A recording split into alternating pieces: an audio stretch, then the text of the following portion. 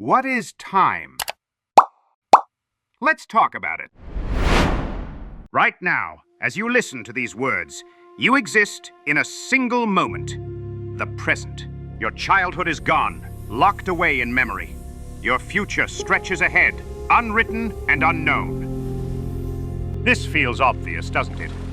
Time flows like a river, carrying us from past to future. And only this instant, this now, is real. But what if everything you think you know about time is wrong? What if your first day of school, this very moment, and your eventual death are all equally real? All happening now, in some deeper sense. What if the universe isn't a movie unfolding frame by frame, but a completed sculpture, where every moment that ever was or ever will be exists simultaneously?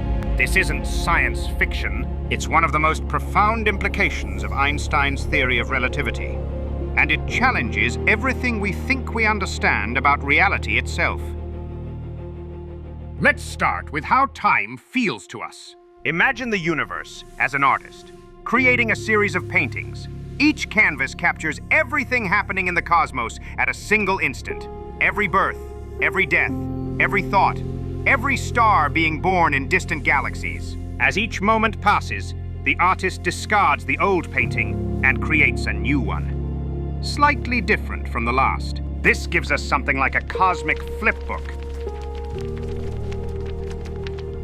Only the current page, the present moment, exists. The previous pages have been thrown away. They're gone forever. The future pages haven't been drawn yet. They don't exist.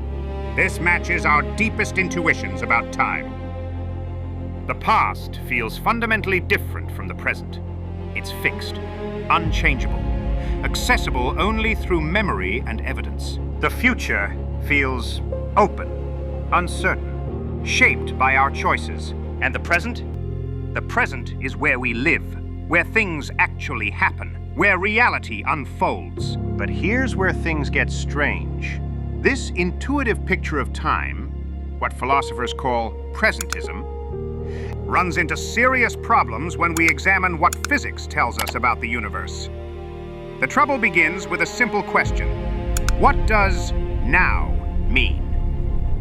In 1905, Einstein shattered our understanding of space and time with his special theory of relativity. Among its many revolutionary insights was this: there is no universal now. What you consider to be happening right now depends on how you're moving through space. Imagine 3 alien civilizations, each a million light years away from Earth. The first civilization sits motionless relative to us. Their spaceships hover in the void, neither approaching nor receding. If we could somehow communicate instantaneously across the vast distance, we would agree on what's happening now. We share the same present moment. But the second civilization is different. Their ships are racing away from us at tremendous speed, let's say 30 kilometers per second, about 3 times faster than our fastest rockets. We share the same present moment. If they could peer across the cosmos and observe Earth in their present moment, they wouldn't see you listening to this explanation. They would see Earth as it was in 1924, when Edwin Hubble was discovering that other galaxies exist beyond our own Milky Way. The third civilization presents an even stranger case. Their ships are racing toward us at the same speed, 30 kilometers per second. But because they're moving in the opposite direction through space-time, their now cuts through our timeline differently. If they observe Earth in their present moment, they see our planet in the year 2124. Perhaps a world where humans have built cities on Mars and Venus, where technologies we can't imagine have transformed civilization. So we have 3 different nows. Our present, Earth's past in 1924, and Earth's future in 2124.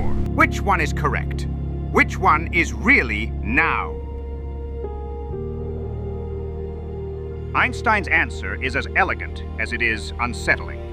They all are. Relativity is built on a principle we might call cosmic democracy. The idea that no observer's perspective is more valid than any other's. All reference frames are equally legitimate. All those different nows are equally real. But if that's true, then something extraordinary follows. Your past, present, and future must all exist simultaneously. Because what's past for you is present for some observers, and what's future for you is present for others. If all these presents are equally real, then all of time, past, present, and future, must be equally real.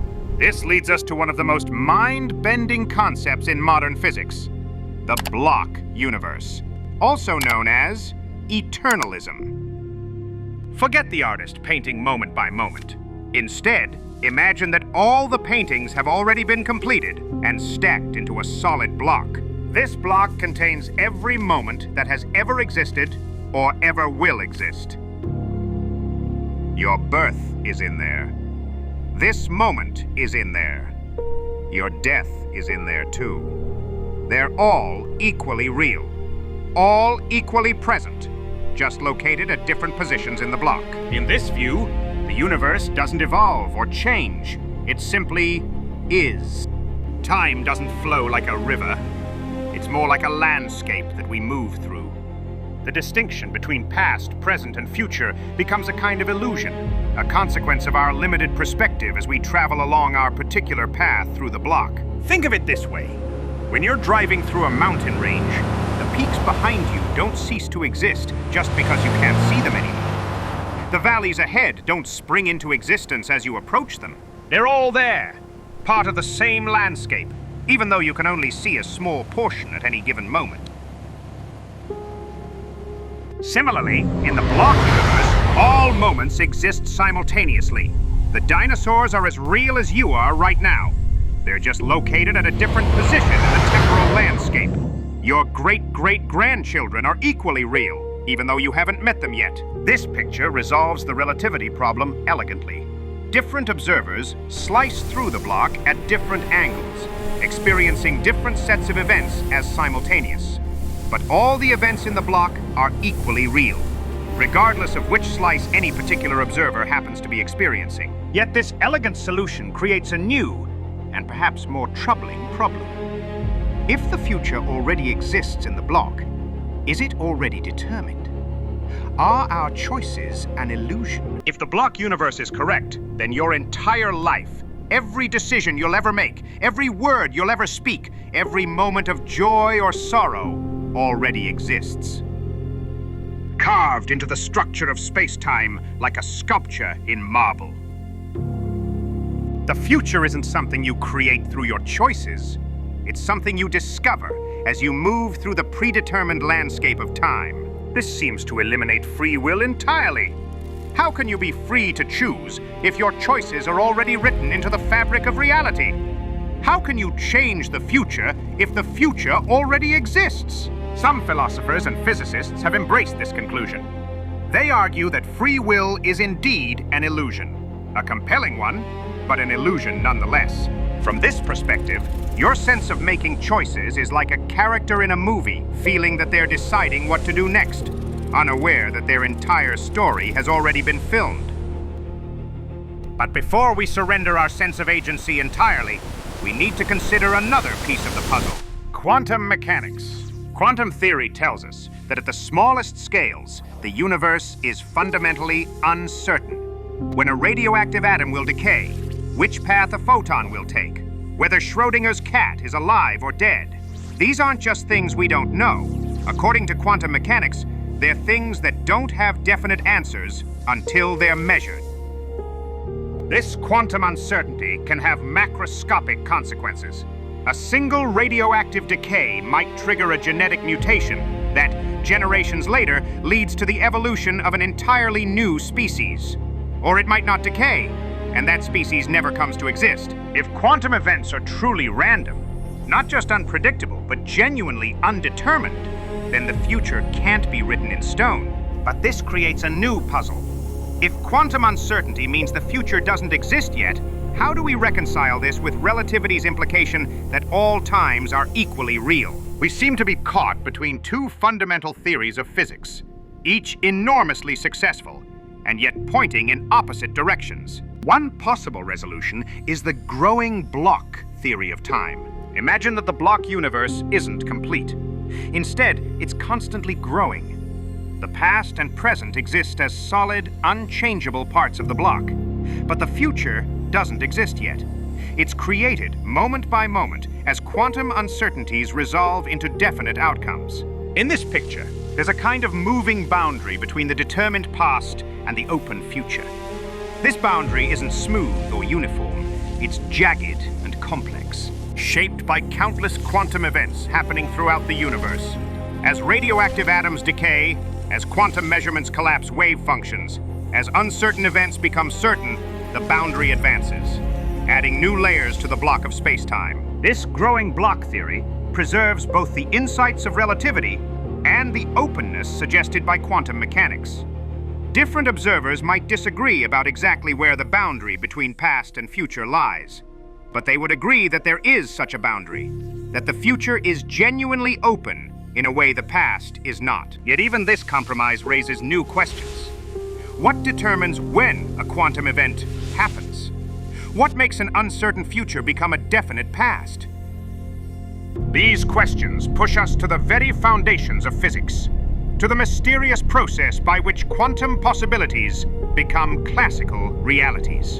And here we must confront a humbling truth. We don't know which picture of time is correct. We may never know.